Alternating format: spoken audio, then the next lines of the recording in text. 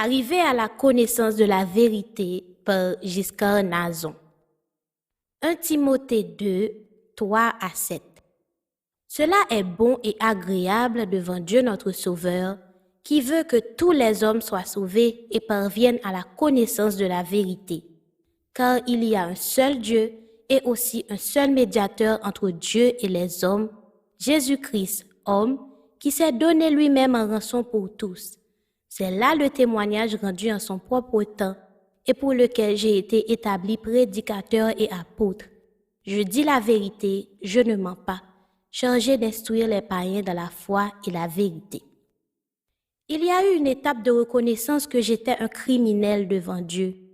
Tout ce qui était sous-entendu par cela était clair pour moi et je savais que j'avais un besoin pressant de son pardon. Ma foi en le sacrifice de Jésus pour mes péchés, transgression des commandements de Dieu, s'est alors manifestée. Et le résultat de ma demande de pardon a été signifié par la paix qui s'est installée dans mon cœur et la connaissance qu'un jugement avait été rendu au ciel en ma faveur. Cela était sans équivoque. Je considère ma demande de pardon à Dieu comme étant vraiment mon premier acte de foi en vue de me mettre en règle avec lui, car lui seul a le pouvoir de pardonner les péchés. Marc 2, 3 à 12, Luc 7, 48. Et par la suite, j'ai eu un aperçu de l'atmosphère dans le ciel quand j'ai lu « De même, je vous le dis, il y aura plus de joie dans le ciel pour un seul pécheur qui se repent que pour 99 justes qui n'ont pas besoin de repentance. » Luc 15, 7. J'ai été pardonné en effet. C'était pratique et c'était personnel. Ce n'était pas seulement une question d'être d'accord avec ce que certaines écritures bibliques disent à propos de ceux qui ont pris ce chemin de la foi et de les interpréter comme étant vrais à mon sujet. Car je me suis aussi tenu dans ces lieux de pseudo-lumière et de pseudo-rédemption, étant complètement trompé et allant toujours sur le chemin spacieux qui mène à la perdition. Matthieu 7, 13. La clé pour en venir à reconnaître mes fautes devant Dieu n'était pas un assentiment mental au fait d'être un pécheur sans issue en vue, comme on le croit dans de nombreux endroits, mais j'ai été convaincu de péché. Voir Romains 3, 23 et comparé avec Jean 16, 8. Ce fut le résultat d'une œuvre active du Saint-Esprit de Dieu visant à amener l'homme à la repentance qui vient d'une contrition sincère. Ce travail, cependant, peut être opposé à cause de l'orgueil que l'on a de sa vie, voir 1 Jean 2, 16, ou en tout cas à cause d'un refus de renoncer à soi-même et de se charger de sa croix pour suivre Jésus ou de perdre sa vie pour la cause de Jésus et de l'Évangile. Marc 8, 34, 35. Faire ces choses est le véritable sens de donner sa vie à Dieu, comme on y fait souvent allusion dans les cercles chrétiens. Et seule l'obéissance aux instructions de Jésus à ceux qui le suivraient sur le chemin de la vie éternelle amène au salut. Il y a cette image de soi qui est faite de tout ce que l'on croit qu'on est, de tout ce que l'on croit savoir, de tout ce que l'on croit avoir, de tout ce que l'on croit avoir accompli, etc. Que Dieu demande à une personne de considérer comme n'étant rien, si la vie éternelle compte vraiment comme quelque chose dont elle désire s'emparer. C'est un mur qui garantit que l'on reste aveugle quant à sa position réelle par rapport à Dieu, car il rend inefficace la conviction de péché par le Saint-Esprit. Ce mur du soi doit tomber, c'est cela renoncer à soi-même. Et lorsque cette condition préalable pour suivre Jésus est remplie, le chemin sur lequel marcher et la nécessité d'y rester sont des exigences qui sont comprises sur la base du fondement solide qui a dû être posé pour entamer la marche ou commencer la relation avec lui, qui est assimilé à un mariage. Éphésiens 5, 28 à 32. Luc 6, 46. Pourquoi m'appelez-vous Seigneur, Seigneur, et ne faites pas ce que je dis? En un instant donc, sans avertissement, j'ai été confronté à ma désobéissance à Jésus que j'appelais mon Seigneur. Ma cupidité, mon égoïsme, ma vanité et mon orgueil ont été illuminés comme péchés dont je devais me détourner. Proverbe 28, 13. Le doigt de Dieu m'était comme pointé au visage. me faisant savoir où j'en étais par rapport à lui, et la vie et la mort ont été placées devant moi. Deutéronome 30, 15, Romains 6, 23. J'ai bien compris la mauvaise nouvelle qui donne son sens à la bonne nouvelle, l'Évangile. Je ne remercierai jamais assez Dieu pour sa miséricorde, aussi bien que pour le fait que ma réaction naturelle, autant que je la comprenne, a été la tristesse selon Dieu qui conduit à la repentance qui, elle, conduit au salut. 2 Corinthiens 7, 10. Ce n'est que 8 mois plus tard que j'arrivai à comprendre pleinement, à la lumière des Écritures, mon expérience de ce jour-là. Et je ne crois pas que j'aurais pu comprendre et apprécier le sacrifice de Jésus pour moi comme une véritable démonstration de l'amour de Dieu sans que mes yeux n'aient été ouverts pour voir mon état de pécheur devant un Dieu saint. Mon cœur n'était pas là où il fallait et la grâce de Dieu m'a poussé à répondre à son amour et à me résoudre à lui obéir avec tout ce que j'ai en moi. Jean 14, 15. Si vous m'aimez, gardez mes commandements. Proverbe 16, 6. Par la miséricorde et la vérité, l'iniquité sera pardonnée, et par la crainte de l'Éternel, on se détourne du mal. 2 Timothée 2, 19. Néanmoins, le solide fondement de Dieu reste debout, avec ses paroles qui lui servent de sceau. Le Seigneur connaît ceux qui lui appartiennent, et quiconque prononce le nom du Seigneur, qu'il s'éloigne de l'iniquité.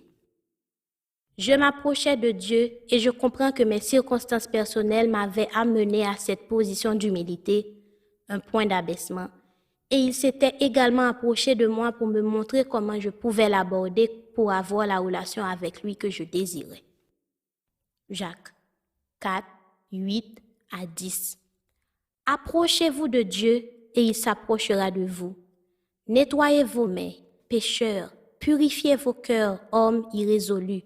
Sentez votre misère, soyez dans le deuil et dans les larmes. Que votre rire se change en deuil et votre joie en tristesse. Humiliez-vous devant le Seigneur et il vous élèvera. Dieu n'est pas inconscient de ceux qui le cherchent. Il les rencontrera dans leur humilité et leur montrera le chemin. Psaume 25, 7 à 9. Ne te souviens pas des fautes de ma jeunesse, ni de mes transgressions. Souviens-toi de moi selon ta miséricorde, à cause de ta bonté, ô Éternel. L'Éternel est bon et droit. C'est pourquoi il montre aux pécheurs la voie. Il conduit les humbles dans la justice. Il enseigne aux humbles sa voie. Je veux exprimer maintenant la difficulté relative de s'aligner avec Dieu en ce qui concerne l'humilité. Je crois que j'ai une perspective inestimable que je peux partager. Considérez l'interaction suivante. Humilie-toi, dit Dieu à un homme. L'homme tient compte de la parole et s'humilie devant Dieu. Alors Dieu qui regarde le cœur dit, encore un peu. L'homme entend à nouveau à travers tout ce qui peut servir à lui faire une communication et il s'humilie encore un peu. Cette humilité a beaucoup à voir avec la façon dont une personne perçoit sa force, sa grandeur ou d'autres qualités. Et le message de Dieu que trop souvent et malheureusement nous ne pouvons pas traduire est simplement celui-ci, soyez honnêtes. Car la parole de Dieu nécessite un cœur bon et honnête pour s'enraciner, croître et produire du fruit. Voir Luc 8, 8 et Luc 8, 15. Et à cause de son amour, il est disposé à conduire une personne là où ses prétentions seront pulvérisées et son cœur purifié pour le voir clairement dans la perfection de son caractère. Ainsi, dans ce processus, Dieu peut dire encore une fois, encore un peu à cette humiliation de soi-même. Et un tel abaissement peut durer aussi longtemps que nécessaire pour que la tour de l'orgueil d'une personne soit réduite à néant. Car Dieu résiste aux orgueilleux, mais il fait grâce aux humbles. Jacques 4, 6. C'est une règle incontournable et les résultats varieront en fonction de la façon dont cette parole pénètre dans le cœur d'une personne.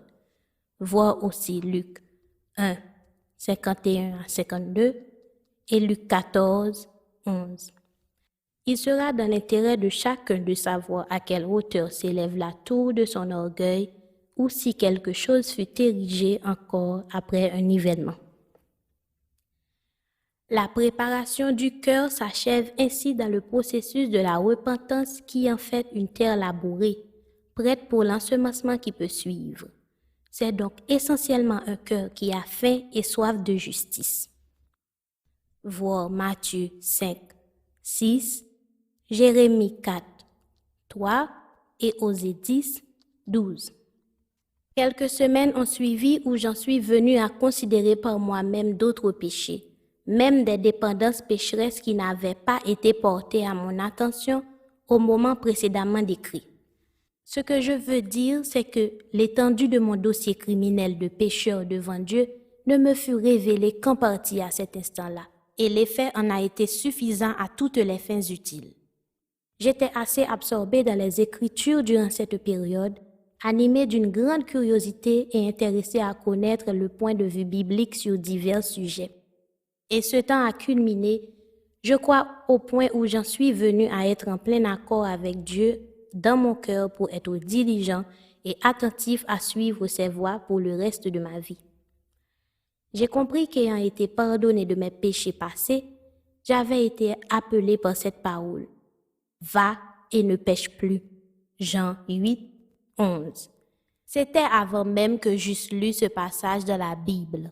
J'ai eu cette révélation bien plus tard sur ce moment précis et sur ce que j'ai dû comprendre. Mais Jésus qui est vivant n'a pas tardé à se manifester à moi selon sa promesse. Il répondit alors à ce qu'il vit dans mon cœur, bien avant que mon esprit ne puisse le traiter. Il m'a ajouté à son corps, son Église qu'il a bâtie. Matthieu 16, 18, Actes 2, 47, et cette expérience était inexprimable. Jean 14, 21. Celui qui a mes commandements et qui les garde, c'est celui qui m'aime. Et celui qui m'aime sera aimé de mon Père, je l'aimerai et je me ferai connaître à lui. Romains 8, 16. L'Esprit lui-même rend témoignage à notre esprit que nous sommes enfants de Dieu. 1 Corinthiens 2, 9. Mais, comme il est écrit, ce sont des choses que l'œil n'a point vues, que l'oreille n'a point entendues, et qui ne sont point montées au cœur de l'homme, des choses que Dieu a préparées pour ceux qui l'aiment. J'ai été instantanément délivré des péchés qui m'avaient tenu prisonnier pendant des années, dans l'aveuglement quant à leur gravité, car ni la société d'aujourd'hui, ni les lois des hommes n'avaient grand-chose à dire contre les choses addictives et destructrices qui s'accaparaient mon cœur. Voir Romains 6, 14, Romains 8, 2 et Jean 8, 36, comparé avec Romains 7, 14, Romains 7, 23 et Jean 8, 34. D'autres transformations ont pris plus de temps, se produisant au rythme du renouvellement de mon esprit selon la volonté de Dieu. Romains 12, 2.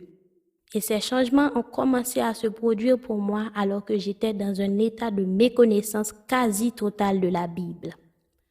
À la manière d'un enfant qui grandit, je n'avais aucune compréhension de leur déroulement ni aucun engagement à voir une étape quelconque se produire après l'autre. Mais l'étude des Écritures à laquelle je me suis avidement adonnée m'a progressivement apporté la clarté dont j'avais tant besoin. J'ai l'esprit curieux. J'ai été au chômage pendant près d'1 an à cette même époque, et sans savoir combien de temps cette épreuve allait durer, je perçois que c'était aussi un temps que Dieu avait désigné pour m'apprendre sa volonté, aussi bien que pour m'éclairer sur mon rôle dans ce monde. Je me souviens que j'étais en grande partie rempli de paix, et grâce au soutien bienveillant de mes proches, j'étais libéré des soucis de cette vie dans une large mesure. Luc 8, 14. N'en déplaise à quiconque, ce temps d'apprentissage a commencé un processus de croissance qui continue à ce jour et j'ai été fortifié par la grâce de Dieu pour briller pour le bien de tous ceux qui veulent venir à la lumière salvatrice de la parole de vérité. Jean 8, 12, Matthieu 5, 14 à 16, Jean 3, 21. Matthieu 5, 3. Heureux les pauvres en esprit, car le royaume des cieux est à eux. Matthieu 18, 1 à 4. En ce moment, les disciples s'approchèrent de Jésus et dirent, « Qui donc est le plus grand dans le royaume des cieux ?» Jésus, ayant appelé un petit enfant, le plaça au milieu d'eux et dit, « Je vous le dis en vérité, si vous ne vous convertissez et si vous ne devenez comme les petits enfants, vous n'entrerez pas dans le royaume des cieux. C'est pourquoi quiconque se rendra humble comme ce petit enfant sera le plus grand dans le royaume des cieux. »